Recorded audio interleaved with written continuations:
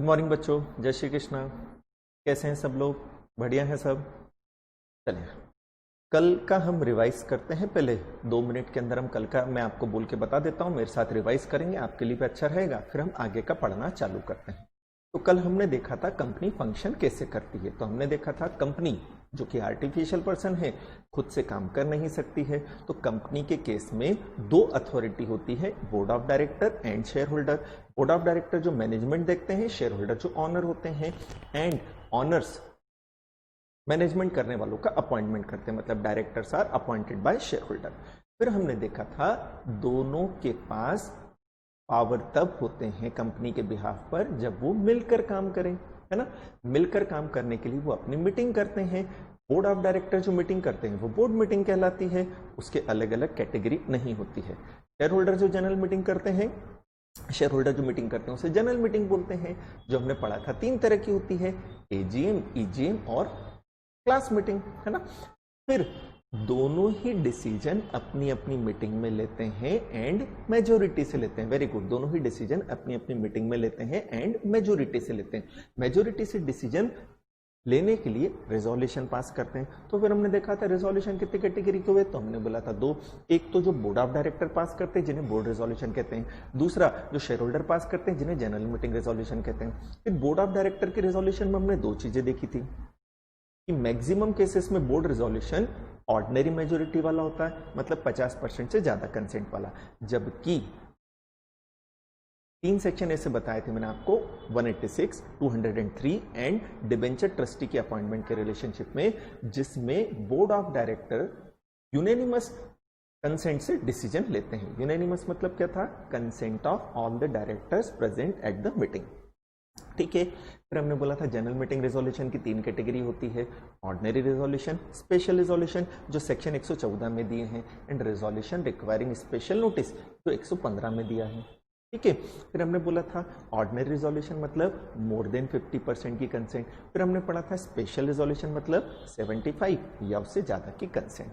And resolution requiring special notice में मैंने केवल इतना बताया था कि कुछ मैटर ऐसे होते हैं जिनके लिए हमें शेयर होल्डर की तरफ से स्पेशल नोटिस चाहिए। ये चीजें समझ में? तो ये हमने जनरली कल पढ़ा था। हमने देखा था कि day to day business affairs जो है वो बोर्ड ऑफ डायरेक्टर के पास होता है, जबकि स्पेशल नेचर के पावर जो है वो शेयर होल्डर के पास होते हैं, है ना। अब हम पार्ट बी स्टार्ट कर रहे हैं। अब हम एक एक प्रोविजन पढ़ना चालू कर रहे हैं, है ना। अब जैसे आपके पास नोट्स आ गए हैं तो ठीक है, अदरवाइज यहां अगर आप देखें तो क्या कहा है, ये लिखा है चैप्टर 9, है ना। ये चैप्टर 9 बेटा कंपनीज एक्ट 2013 का है। ये चैप्टर 9 आपका मॉड्यूल का नहीं है, समझना। हम लॉ पढ़ना भी सीखते जा रहे हैं साथ साथ। तो जैसे कंपनीज एक्ट के अंदर काफी सारे चैप्टर हैं, उसमें से चैप्टर 9 जो है वो चैप्टर 9 का हेडिंग, इस चैप्टर का हेडिंग क्या है? Appointment and qualification of director. इस चैप्टर का जो हेडिंग है वो क्या है? Appointment and qualification of director. तो हम यहां डायरेक्टर्स के क्वालिफिकेशंस के बारे में पढ़ेंगे, मतलब कौन पर्सन है जो डायरेक्टर बनने के लिए क्या होता है? क्वालिफाइड होता है। फिर हम यहां पर उनके अपॉइंटमेंट के प्रोविजन पढ़ेंगे कि किस तरह से डायरेक्टर का क्या किया जाता है? अपॉइंटमेंट किया जाता है। आप समझे मेरी बात? तो हम स्टार्ट कर रहे हैं कंपनीज एक्ट 2013 का चैप्टर 9।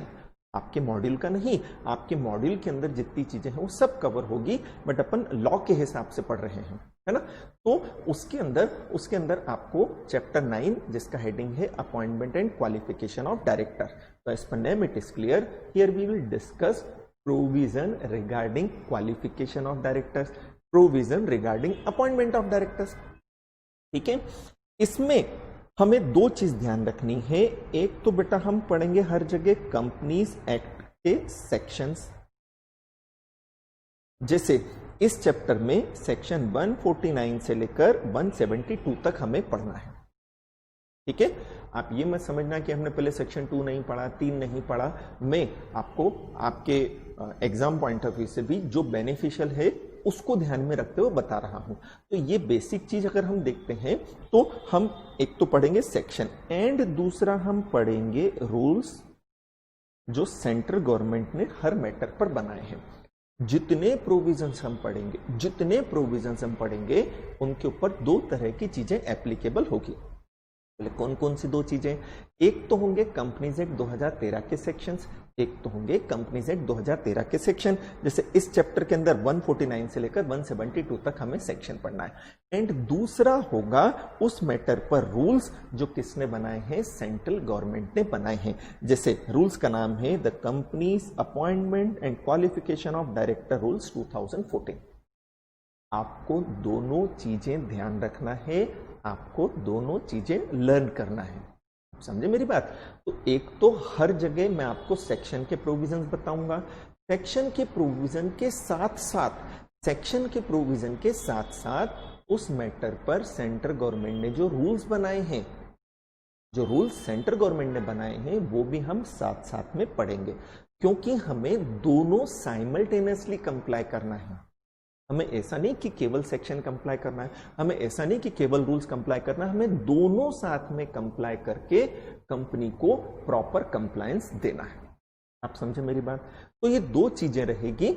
अच्छा, हर चैप्टर में यही रहेगा, एक तो सेक्शंस रहेंगे एंड उन सेक्शन से रिलेटेड जो भी रूल सेंट्रल गवर्नमेंट ने बनाए हैं वो रूल्स रहेंगे। ठीक, तो रिकैप करते हैं, हम चैप्टर 9 स्टार्ट करें। ये आपके समझने का है, ऐसा एग्जाम में नहीं आएगा, बट ये आपके समझने का है।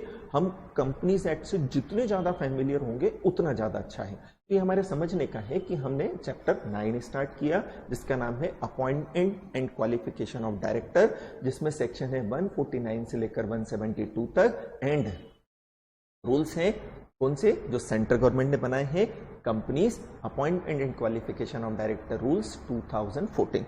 जितने भी रूल्स हैं सब 2014 के ही मिलेंगे। ठीक, अब हम एक एक चीज लेते हैं। ये हेडिंग बताने से पहले, ये जो हेडिंग है बताने से पहले मैं आपको डायरेक्टर की डेफिनेशन बताता हूं। हमें सबसे पहले डायरेक्टर की डेफिनेशन डिस्कस करना चाहिए, फिर वो हेडिंग मैं आपको डिस्कस करता हूं। ठीक है, हमने जनरली तो पढ़ लिया कि डायरेक्टर कौन होता है। हमने जनरली पढ़ा कि डायरेक्टर कौन होते हैं, तो बोले वो व्यक्ति जो कंपनी का डे टू डे मैनेजमेंट देखते हैं। डायरेक्टर कौन होते हैं? बोले एक तरह से शेयर होल्डर के रिप्रेजेंटेटिव होते हैं, शेयर होल्डर के एजेंट होते हैं, जो शेयर होल्डर के बिहाफ पर कंपनी का क्या कर रहे हैं? मैनेजमेंट कर रहे हैं। हमने पढ़ा डायरेक्टर यही होते हैं। अब कंपनीज एक्ट में क्या डेफिनेशन दी है? जैसे हमने कंपनी की डेफिनेशन सिंपल पढ़ी थी, मीनिंग, फिर उसकी लीगल डेफिनेशन देखी। उसी तरह से मैंने आपको डायरेक्टर का सिंपल मीनिंग बताया कि directors are those person who are managing the company, who are managing day-to-day business affairs of the company on behalf of shareholder, because owners are shareholder। तो वो shareholder के behalf पर company का business चलाते हैं। ये तो जनरल मीनिंग हुआ। लीगल डेफिनेशन क्या है? कंपनीज एक्ट 2013 में क्या लिखा है इसके बारे में? चलो ठीक है, अब हम वो देखते हैं लीगल डेफिनेशन क्या कही है। ठीक, तो कंपनीज एक्ट के अंदर डायरेक्टर की एग्जॉस्टिव डेफिनेशन दी है। एग्जॉस्टिव मतलब कॉम्प्रिहेंसिव डेफिनेशन दी है, मतलब ऑल पॉसिबिलिटीज इंक्लूड की है कि सारी चीजें हम ले लें कि किस तरह से एक पर्सन क्या हो सकता है डायरेक्टर। एग्जॉस्टिव वर्ड का मतलब समझना, एग्जॉस्टिव मतलब वास्ट, वास्ट मतलब सभी पॉसिबिलिटीज इंक्लूड की है कि एक पर्सन किस किस सोर्स से डायरेक्टर बन सकता है, वो सारी चीजें ली हैं। ये वर्ड का मीनिंग हमने देखा है ना। अब अगर हम डायरेक्टर की डेफिनेशन देखें तो दो चीजें हैं, एक होते हैं डायरेक्टर, एक होते हैं बोर्ड ऑफ डायरेक्टर। एक होते हैं डायरेक्टर, एक होते हैं बोर्ड ऑफ डायरेक्टर। जैसे हमने बोला प्राइवेट कंपनी, प्राइवेट कंपनी में मिनिमम डायरेक्टर कितने होते हैं? तो बोले 2 होते हैं। जैसे प्राइवेट कंपनी में 2 डायरेक्टर हैं, A and B. Individual capacity में ए क्या कहलाएगा? डायरेक्टर कहलाएगा। इंडिविजुअल कैपेसिटी में बी क्या कहलाएगा? डायरेक्टर कहलाएगा। बट जब ये कलेक्टिवली काम करेंगे, ये जब मिलकर काम करेंगे, तो इन्हें क्या बोलते हैं? Board of directors. पहले मैं सिंपल बता रहा हूं डेफिनेशन का मीनिंग, फिर अपन लीगल जाते हैं, है ना। इंडिविजुअल कैपेसिटी में एक पर्सन डायरेक्टर कहलाता है, बट जब सब डायरेक्टर मिलकर काम करते हैं, कलेक्टिवली काम करते हैं, तो वो बोर्ड ऑफ डायरेक्टर कहलाते हैं। तो ये तो मैंने आपको फर्स्ट डे के लेक्चर में समझाया क्या कि इंडिविजुअल कैपेसिटी में डायरेक्टर के पास पावर नहीं होता है। पावर कब होता है? जब सब मिलकर काम करते हैं। इसलिए तो हमने बोला मिलकर काम करने के लिए वो अपनी मीटिंग करते हैं, जिसे हम क्या बोलते हैं? Board meeting. आप समझे मेरी बात, है ना? तो जैसे एक पब्लिक कंपनी है ना? पब्लिक कंपनी में मिनिमम डायरेक्टर कितने होते हैं? 3। मान लो X है, Y है, Z है, ये 3 डायरेक्टर हैं। तो इंडिविजुअल कैपेसिटी में X क्या कहलाएगा? डायरेक्टर। इंडिविजुअल कैपेसिटी में Y क्या कहलाएगा? डायरेक्टर। इंडिविजुअल कैपेसिटी में Z क्या कहलाएगा? डायरेक्टर। जब ये सब मिलकर काम करेंगे, क्योंकि काम तो मिलकर करना है, तो collectively they are referred as board of directors। And बिल्कुल माइंड क्लियर करके रखना, इंडिविजुअल डायरेक्टर के पास पावर नहीं होता है, भले वो मैनेजिंग डायरेक्टर हो, भले ही वो होल टाइम डायरेक्टर हो। इंडिविजुअल डायरेक्टर के पास पावर नहीं होता है। पावर किसके पास होते हैं? बोर्ड ऑफ डायरेक्टर के पास। मतलब जब सब मिलकर काम करें। हाँ, बिल्कुल सही कहा मैंने। इवन इंडिविजुअल कैपेसिटी में एमडी और होल टाइम डायरेक्टर के पास भी पावर नहीं होते हैं। ये कॉमन टर्म आपने हो सकता है सुना हो, एमडी कौन होता है, होल टाइम डायरेक्टर कौन होता है, यहाँ पढ़ेंगे हम। बट एमडी और होल टाइम डायरेक्टर के पास भी पर्सनल कैपेसिटी में, इंडिविजुअल कैपेसिटी में कोई पावर नहीं होता है। इनके पास भी पावर बोर्ड से ही आते हैं। तो highest authority board of director. Board के जो कंपोजिशन होते हैं, बोर्ड के जो पार्ट होते हैं, वो क्या कहलाते हैं? डायरेक्टर कहलाते हैं। अब अगर हम लीगल डेफिनेशन देखें डायरेक्टर की एंड बोर्ड ऑफ डायरेक्टर की, अब हम लीगल डेफिनेशन देखते हैं, है ना? सबसे पहले दिया है सेक्शन 2 सबसेक्शन 10। मिला आपको? Section 2 subsection 10 board of director की डेफिनेशन देता है। एंड वो सिंपल वर्ड में ये बोलता है कि board of director means collective body of directors.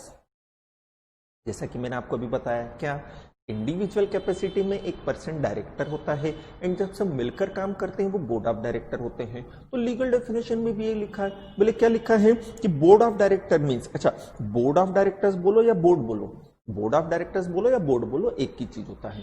तो board of director means collective body of director. Collective body of director मतलब जब सब डायरेक्टर मिलकर काम करते हैं तो उसे बोलते हैं बोर्ड ऑफ डायरेक्टर। आपको समझ में आई मेरी बात? अब बोले डायरेक्टर की डेफिनेशन क्या दी है?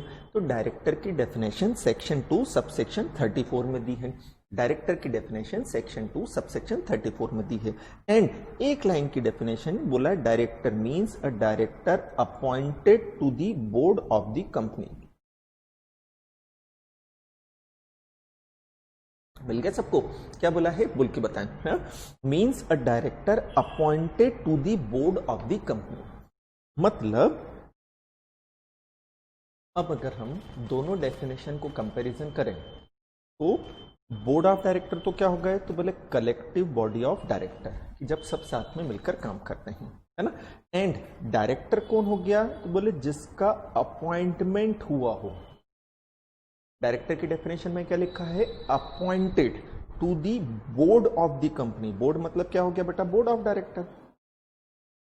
तो इस डेफिनेशन के हिसाब से जो पर्सन, इस डेफिनेशन के हिसाब से जो पर्सन मेंबर है इसका, बोर्ड ऑफ डायरेक्टर का, इस डेफिनेशन के हिसाब से जो पर्सन अपॉइंटेड है काहे में? कंपनी के बोर्ड में, काहे में? कंपनी के बोर्ड में, वही व्यक्ति डायरेक्टर कहलाएगा।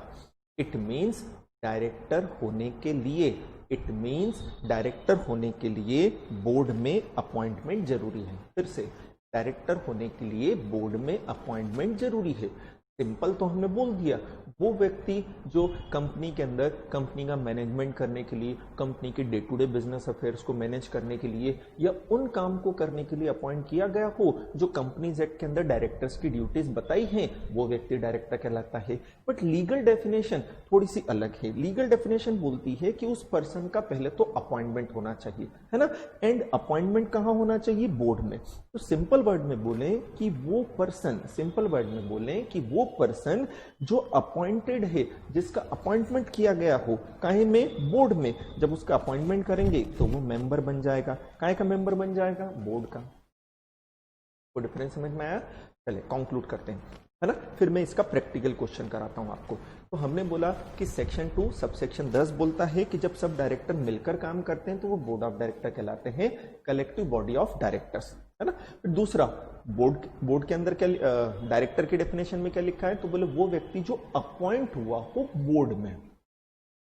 तो unless a person was appointed to the board of the company, unless a person was appointed to the board of the company, he will not be presumed as director of the company.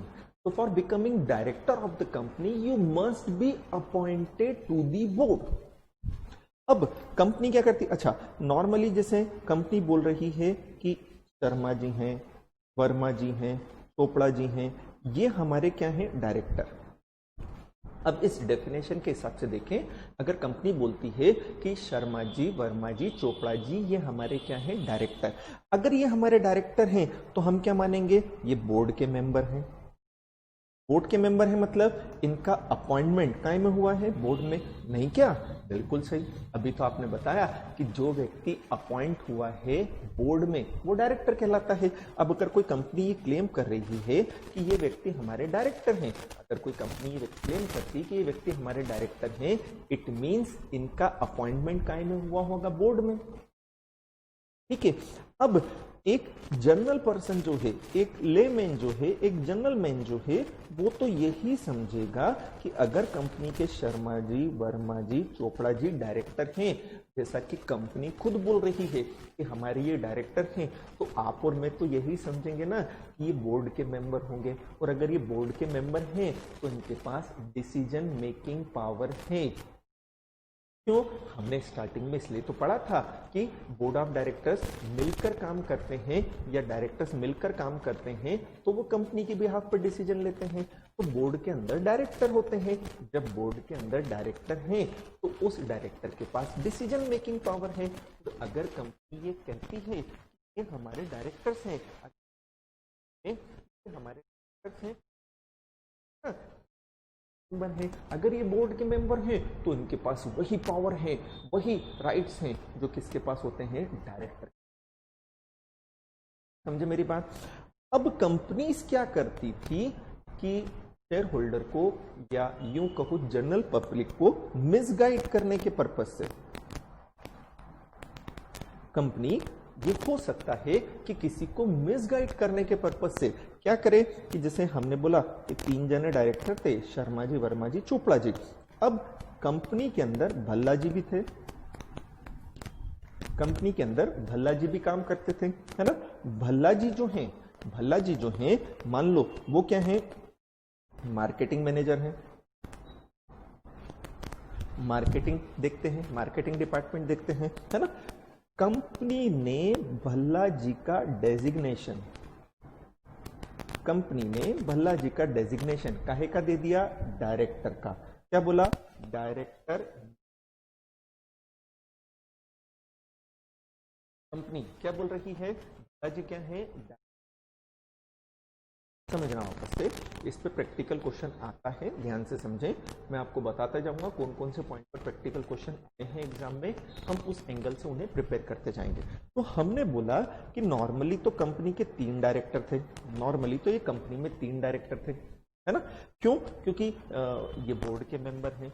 अब company के अंदर जो भल्ला जी थे उनका designation, designation मतलब होती है बेटा पोस्ट, डेजिग्नेशन मतलब होती है पोस्ट।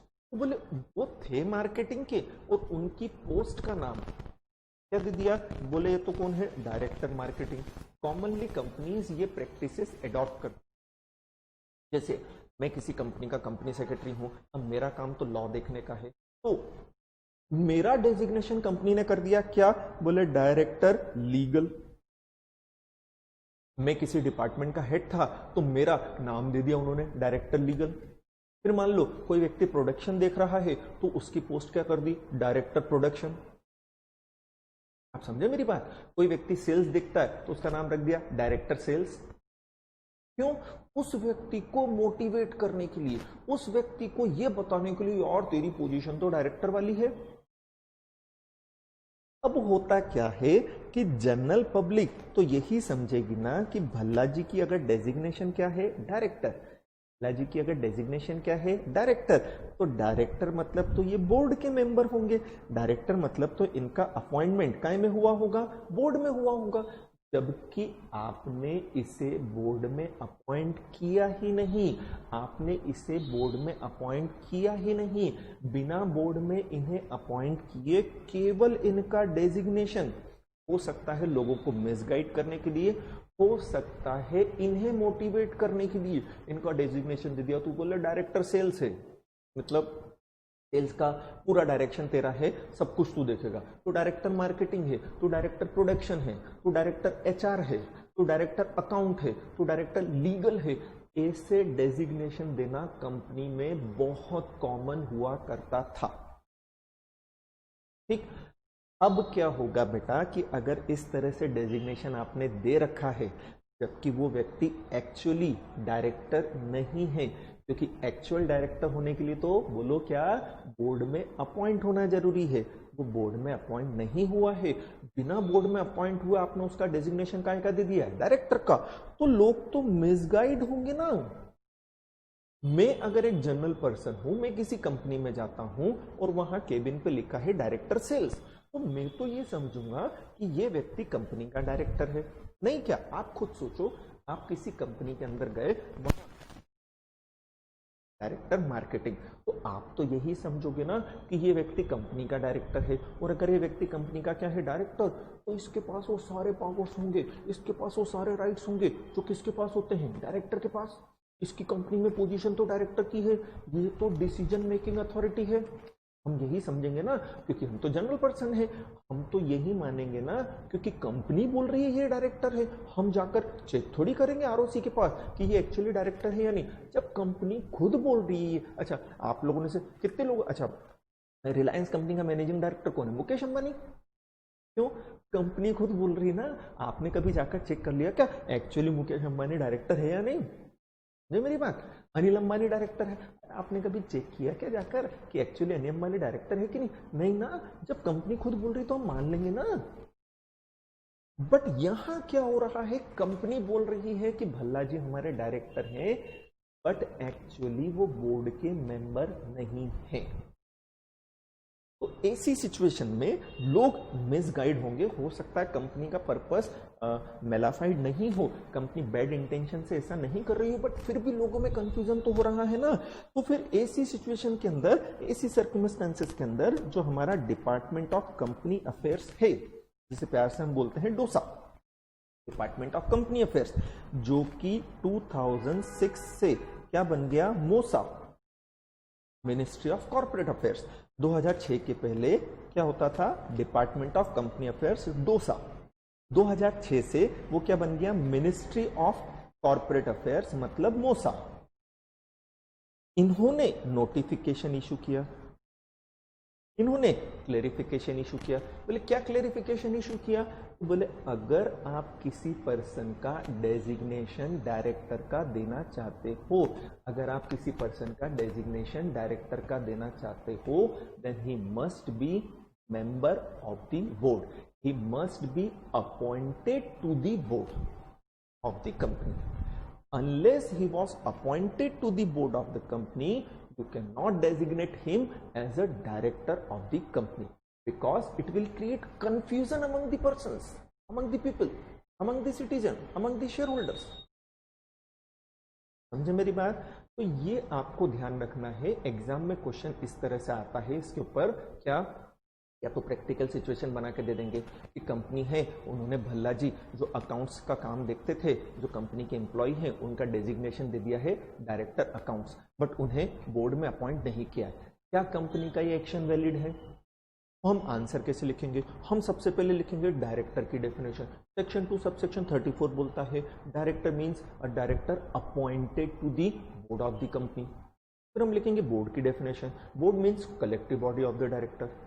फिर हम बताएंगे कि जब डेफिनेशन में क्लियरली लिखा है कि वो व्यक्ति डायरेक्टर कहलाएगा, such person will be treated as director of the company who was appointed to the board of the company, and in the given circumstances company has given designation of director only, and has not appointed Mr. Bhalla to the board of the company. The action of the company is not as per the provision of Companies Act. Practical question के कैसे answer लिखना मैं आपको बताता जाऊंगा इसी तरह से, आप समझे मेरी बात। तो हमें इस तरह से क्वेश्चन आता है, उसका इस तरह से अपने को जस्टिफिकेशन देना पड़ेगा। ये समझ में आया? तो हमने दो डेफिनेशन पढ़ी बेटा, सेक्शन नंबर याद करते जाएंगे। सेक्शन 2 सबसेक्शन 10 में बोर्ड की डेफिनेशन, सेक्शन 2 सबसेक्शन 34 में डायरेक्टर की डेफिनेशन। बोर्ड 10 का होता है, डायरेक्टर 34 के होते हैं। मैंने ए से ही याद करा है ना, एक फनी तरीका या कुछ भी ऊट पटांग तरीके से उसे कनेक्ट करके याद कर लो। बोर्ड 10 का होता है, डायरेक्टर जैसे हमने पढ़ा ना कंपनी 20 की होती है, तो सेक्शन 2 सबसेक्शन 20 था, मैंने बताया था सारी डेफिनेशन सेक्शन 2 में आती है। तो बोर्ड 10 का होता है एंड डायरेक्टर्स 34 के होते हैं। इजी सी बात है, आपको जैसे याद रखना हो आप याद रख सकते हैं।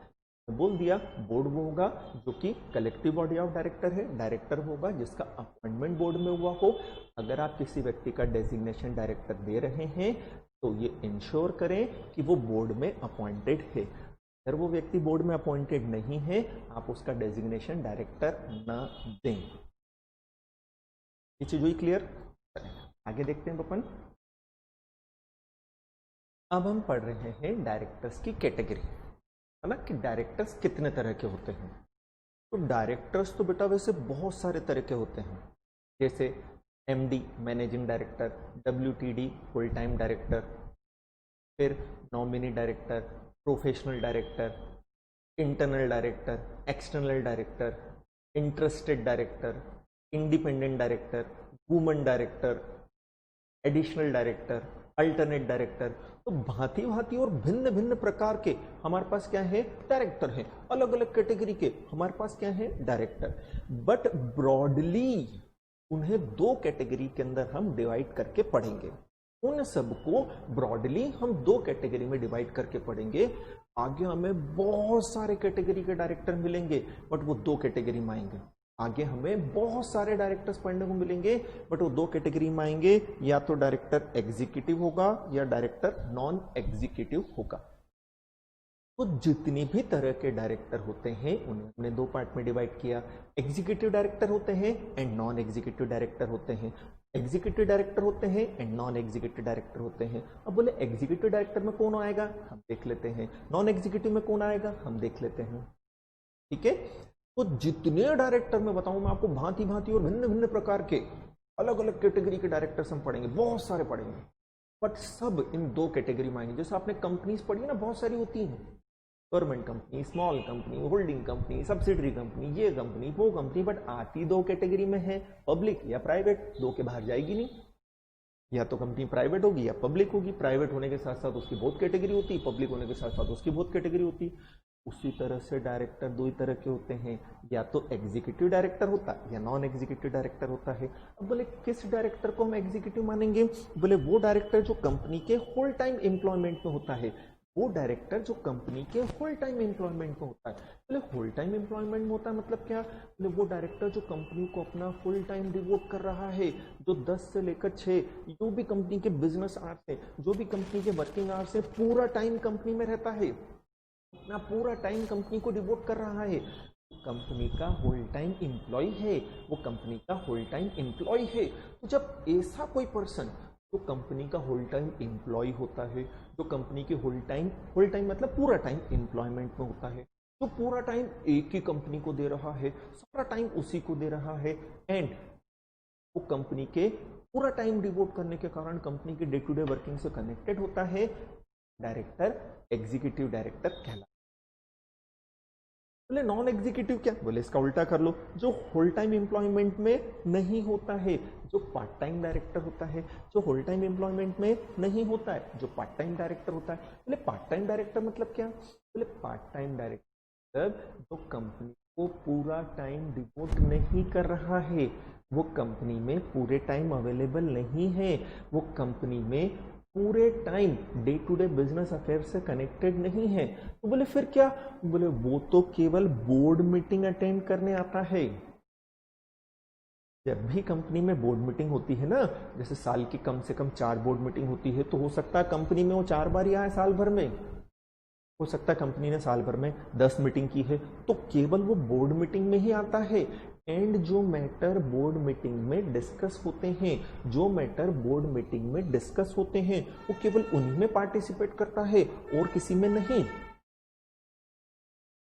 दो चीज, डायरेक्टर दो कैटेगरी के हो गए, एग्जीक्यूटिव, नॉन एग्जीक्यूटिव। बोले कौन से डायरेक्टर एग्जीक्यूटिव होंगे?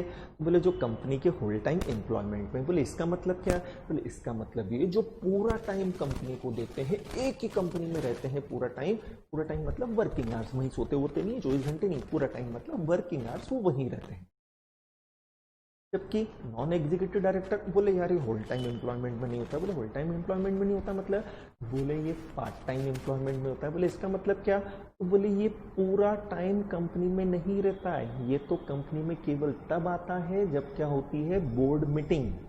ये बोर्ड मीटिंग अटेंड करता है।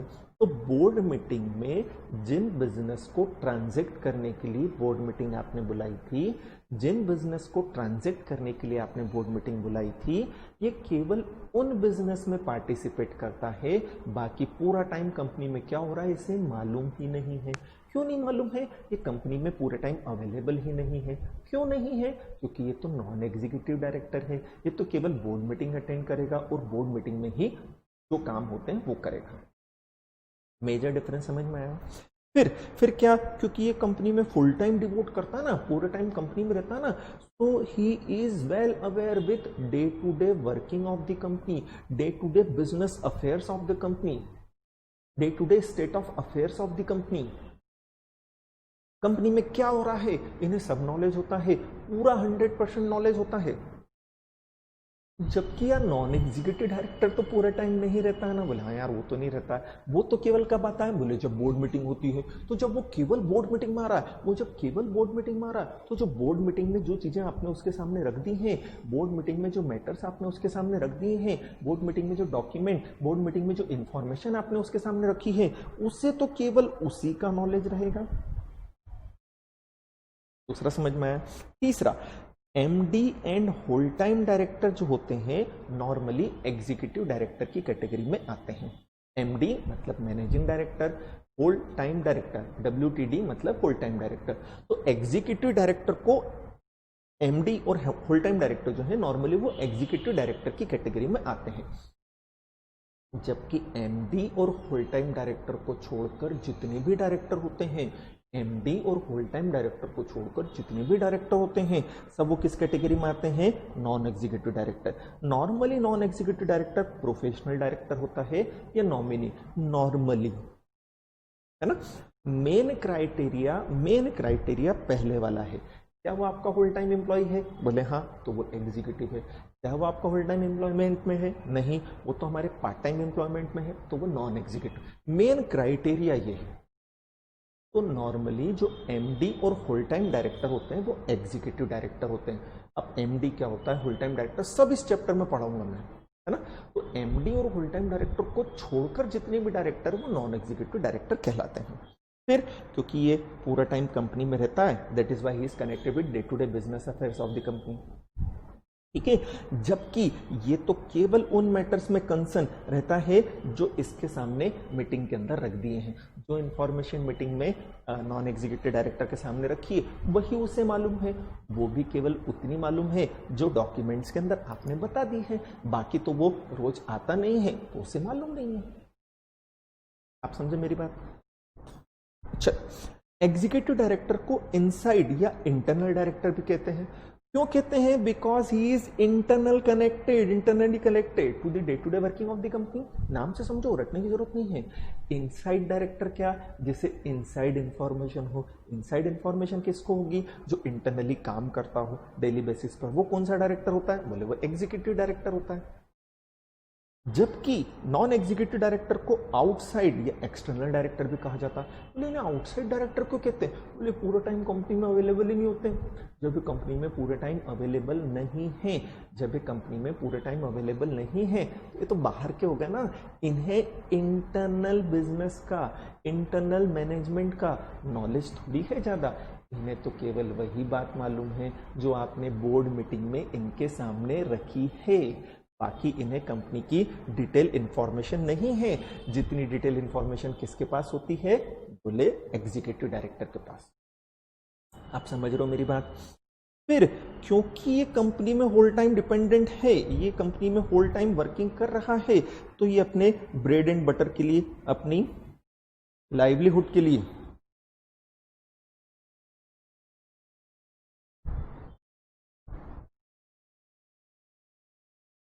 अब क्योंकि ये पूरा टाइम कंपनी को डिवोट कर रहा है, तो ये अपनी अर्निंग के लिए, ये अपनी लाइवलीहुड के लिए, अपनी लाइफ चलाने के लिए उसी एक कंपनी के ऊपर डिपेंडेंट है। जैसे मुकेश अंबानी है, मुकेश अंबानी रिलायंस इंडस्ट्रीज का क्या है, एमडी है, तो वो पूरा टाइम रिलायंस को दे रहा है, तो रिलायंस फिर उसे क्या पे करती है, रेम्यूनरेशन पे करती है। ये अपनी इनकम के लिए किस पर डिपेंडेंट है, रिलायंस पर।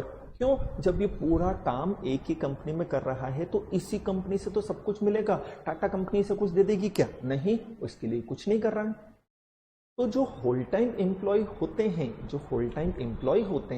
वो जिस कंपनी के होल टाइम एम्प्लॉय हैं, वो पूरी तरह से उसी पर डिपेंडेंट हैं। क्योंकि वो पूरी तरह से उसी पर डिपेंडेंट हैं, तो वो अपनी लाइवलीहुड के लिए, अपनी अर्निंग के लिए, अपनी लाइफ आगे कंटिन्यू करने के लिए जो उन्हें अर्निंग चाहिए होती है, वो उसी कंपनी से मिलती है। ठीक है, तो इन्हें रेम्यूनरेशन दिया जाता है। रेम्यूनरेशन समझते हो? रेम्यूनरेशन मतलब सैलरी नहीं, वेजेस नहीं। सैलरी एंड वेजेस तो काइंड ऑफ रेम्यूनरेशन है। रेम्यूनरेशन मतलब whatever a person is receiving from another person due to rendering of services. मैं आपको सर्विस दे रहा हूं, मैं आपको पढ़ा रहा हूं, तो मैं आपको सर्विसेज दे रहा हूं, तो मैंने आपको सर्विसेज दी, उसके बदले में मुझे जो पेमेंट मिल रहा है, that is my remuneration, and that remuneration is in the form of fees. आपको पढ़ाने की फीस, आप मुझे सैलरी तो नहीं दे रहे। सैलरी, परक्यूजिट्स, जो मैंने वर्ड लिखे ना, सैलरी है, परक्यूजिट्स है, अलाउंसेस है, ये सब इनकम टैक्स में आपको पढ़ने को मिलेंगे। सैलरी है, परक्यूजिट्स है, अलाउंसेस है, कमीशन है, बोनस है, वेजेस है, ये काइंड ऑफ रेम्यूनरेशन है। ये रेम्यूनरेशन नहीं है। रेम्यूनरेशन की डेफिनेशन आपको याद होना चाहिए। रेम्यूनरेशन मतलब जब हम सर्विसेज दे रहे हैं किसी व्यक्ति को, तो कंसिडरेशन में हमें जो मिल रहा है, that is our remuneration. Consideration word समझते हो ना, कॉन्ट्रैक्ट एक्ट में पढ़ा हमने। तो in consideration of the services rendered by us, जो भी हमें मिल रहा है, दैट इज आवर रेम्यूनरेशन। ये समझ में आया? जैसे आपने ऑटो किया, ऑटो वाले को आपने बताया कि हमें चलो इस प्लेस पर जाना है, उसने वहाँ छोड़ दिया, 100 रुपये लिए, वो 100 रुपये उसका क्या है, रेम्यूनरेशन। भले आप उसे क्या बोल रहे हो, हमने आपको किराया पे किया है, आपके टैक्सी के चार्जेस पे किए जब, बट ब्रॉडली एक वर्ड होता है, दैट इज रेम्यूनरेशन। रेम्यूनरेशन मतलब हम जो सर्विसेज दे रहे हैं उसके बदले में हमें जो पेमेंट मिल रहा है, वो रेम्यूनरेशन है। अब वो पेमेंट का नाम सैलरी हो सकता है, वेजेस हो सकता है, परक्यूजिट्स हो सकता है, अलाउंसेस हो सकता है, कमीशन हो सकता है, सिटिंग फीस हो सकती है, अलग अलग नाम से, बोनस हो सकता है। ठीक है, तो यार जब डायरेक्टर पूरा टाइम हमारे यहाँ काम कर रहा है तो उसे रेम्यूनरेशन तो चाहिए, तो बोले हम देंगे ना रेम्यूनरेशन। तो नॉर्मली उसे रेम्यूनरेशन मिलता है in the form of salary, perquisites, allowances, commission, या और कोई भी तरीका हो सकता है। These are example only. ठीक है, तो अब आप समझ सकते हो ना सैलरी किसको मिलती है, जो मंथली हमारे यहाँ काम करता है। परक्यूजिट्स, अलाउंसेस क्या होते हैं, यहाँ ये समझाने का नहीं है, ये इनकम टैक्स का मैटर मैं नहीं बता रहा यहाँ। वैसे भी जैसे आप सैलरी हेड चालू करोगे इनकम टैक्स में, सब चीजें आ जाएगी। ठीक है, जबकि जो नॉन एग्जीक्यूटिव डायरेक्टर है वो तो मंथली काम करता नहीं है, वो तो डेली बेसिस पर भी नहीं काम करता है, वो तो केवल कहाँ आता है, बोर्ड मीटिंग में। वो तो केवल क्या अटेंड करता है, बोर्ड मीटिंग। तो बोर्ड मीटिंग अटेंड करने की उसे फीस मिलती है, जिसे बोला जाता है sitting fees. Board meeting attend करने की उसे फीस मिलती है, जिसे हम बोलते हैं सिटिंग फीस। क्या ये रेम्यूनरेशन है? हाँ, kind of remuneration, sitting fees. वो भी बोर्ड मीटिंग में आ रहा है, अपना एक्सपर्ट नॉलेज शेयर कर रहा है। आपने जो प्रॉब्लम उसके सामने रखी है, आपने जो बिजनेस उसके सामने रखा है, उस पर वो अपना एक्सपीरियंस, अपनी एक्सपर्टाइज नॉलेज वो यूज करके आपको एडवाइस कर रहा है, तो आपने उसको उसकी फीस पे करी है। That fees is known as sitting fees. Sitting fees क्या होती है? बोले fees for attending board meeting. Sitting fees क्या होती है बेटा? Fees for attending board meeting. Board meeting attend करने की डायरेक्टर को जो फीस दी जाती है उसे सिटिंग फीस कहते हैं। तो नॉन एग्जीक्यूटिव डायरेक्टर तो केवल बोर्ड मीटिंग में आता है ना, तो उसे सिटिंग फीस मिलती है, जबकि एग्जीक्यूटिव डायरेक्टर तो पूरा टाइम रहता है ना, तो उसे सैलरी मिलती है। Both are remuneration. नाम अलग है, पर्पस अलग है, बट चीज तो एक ही है, मिल तो पैसा ही रहा है। काहे के लिए? सर्विसेज दी है। आप समझे मेरी बात? तो रेम्युनरेशन एग्जीक्यूटिव डायरेक्टर को भी मिलता है, रेम्युनरेशन नॉन एग्जीक्यूटिव डायरेक्टर को भी मिलता है, दोनों को मिलता है। एग्जीक्यूटिव डायरेक्टर को remuneration in the form of salary, perquisites, allowances, commission, normally not compulsorily. And non executive director को नॉर्मली क्या मिलती है? सिटिंग फीस, नॉट कंपल्सरीली, क्योंकि मैं आगे बताऊंगा इसके अलावा भी दूसरी चीजें मिल सकती है, बट नॉर्मली ये मिलता है। नॉर्मली आपको दोनों में डिफरेंस समझ में आया? बहुत जरूरी है ना? चलो हम कंक्लूड करते हैं इसको, फिर आज का लेक्चर कंक्लूड करते हैं। तो हमने बोला डायरेक्टर, मेरे साथ रिवाइज करना बेटा, है ना? डायरेक्टर कितने तरह के हो गए? वेरी गुड, दो। कौन कौन से? एग्जीक्यूटिव और नॉन एग्जीक्यूटिव। एग्जीक्यूटिव को क्या बोलते हैं? Very good. क्या? इनसाइड या इंटरनल? ये आउटसाइड या एक्सटर्नल। फिर एग्जीक्यूटिव डायरेक्टर कौन होता है? बोलो जल्दी से। हाँ, जो कंपनी के फुल टाइम एम्प्लॉयमेंट में होता है, जबकि non executive full time employment में नहीं होता है। फिर एग्जीक्यूटिव फुल टाइम एम्प्लॉयमेंट में होने के कारण पूरा टाइम डिवोट करता है, जबकि ये भाई केवल बोर्ड मीटिंग के अंदर आता है। फिर फुल टाइम डायरेक्टर और एमडी एग्जीक्यूटिव डायरेक्टर होते हैं, इनके अलावा सब non executive. Non executive normal, professional या नॉमिनी डायरेक्टर होते हैं। ये क्या होते हैं मैं आगे बताऊंगा। फिर ये डे टू डे वर्किंग से कनेक्टेड होता है, जबकि ये भाई केवल उन मैटर से कंसर्न होता है जो बोर्ड मीटिंग के अंदर रखे गए हैं। फिर ये अपनी लाइवलीहुड के लिए केवल एक ही कंपनी पे डिपेंडेंट है, जबकि अच्छा ये पॉइंट रह गया, जबकि जो नॉन एग्जीक्यूटिव डायरेक्टर होता है he may serve at a time more than one company. हो सकता है मैं एट अ टाइम 10 कंपनियों का नॉन एग्जीक्यूटिव डायरेक्टर हूं, पॉसिबल है। 20 का हूं, पॉसिबल है। क्यों?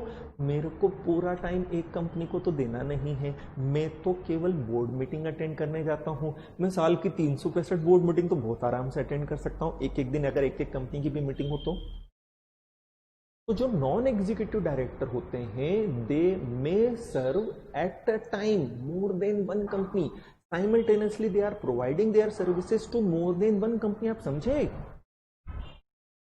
तो जैसे मान लो मैं मुझे लॉ का नॉलेज है, मैं लॉ का एक्सपर्ट हूं, तो किसी कंपनी ने मुझे, क्योंकि मैं लॉ का प्रोफेशनल हूं, तो मुझे प्रोफेशनल डायरेक्टर बनाया। अब मैं उस कंपनी में लीगल एडवाइस देता हूं, किसी दूसरी कंपनी ने भी बना लिया, बना सकती है ना, क्योंकि मैं एक ही कंपनी में पूरा टाइम तो दे नहीं रहा हूं, जबकि एमडी तो एक ही कंपनी में पूरा टाइम दे रहा। तो एक ही कंपनी में पूरा टाइम दे रहा तो दूसरी जगह कैसे काम कर लेगा यार? नहीं कर सकता। इसलिए नॉर्मली वो एट अ टाइम एक ही कंपनी सर्व करता है। हालांकि इसका एक एक्सेप्शन बताऊंगा आगे में, जबकि नॉन एग्जीक्यूटिव डायरेक्टर एक बार में कई सारी कंपनियों को सर्व कर सकते हैं। सेक्शन पढ़ेंगे 165, 15-20 कंपनियों का डायरेक्टर हो सकता है एक साथ। हो कितना होगा, कैसा होगा, सब बताऊंगा, है ना? एंड जिन कंपनियों का वो डायरेक्टर है वो केवल एक कंपनी पर तो डिपेंडेंट नहीं है, तो उसकी लाइवलीहुड या उसकी अर्निंग किसी एक कंपनी से तो चल नहीं रही, ये सारी कंपनी से चल रही, और उससे क्या मिलती है? होप आज जो पढ़ा हमने क्लियर हुआ है। आपको जो भी डाउट हो इसके अलावा, आप डिस्क्रिप्शन बॉक्स में मेरा मोबाइल नंबर दिया है, आप कांटेक्ट कर सकते हैं, आप व्हाट्सअप कर सकते हैं। ज़्यादा छोटी प्रॉब्लम हुई तो मैं मैसेज कर दूंगा, व्हाट्सअप कर दूंगा, बड़ा हुआ तो आप कॉल करके मेरे से डिस्कस कर सकते हैं। बट पढ़ते जाइए जितना आपको पढ़ाया जा रहा है, and keep asking doubts. Wait मत कीजिए। वैसे हम हर सैटरडे को जूम पर डाउट सेशन रखेंगे, हम उसमें भी करेंगे, बट वेट न कीजिए। अगर आपने आज पढ़ा है, आज पढ़ते आपको कोई डाउट आया है, इमीडिएटली मुझे व्हाट्सएप कीजिए, मैं देखकर उसका रिप्लाई कर दूंगा। हो सकता है जैसे मैंने देखा हो उस समय ना करूं, बट थोड़ी देर में करूंगा, कर दूंगा। लंबा डाउट होगा तो मैं खुद बोल दूंगा बेटा कॉल कर लो, या मैं कॉल कर लूंगा, अपन डिस्कस कर लेंगे। ठीक है, कल करते हैं आगे।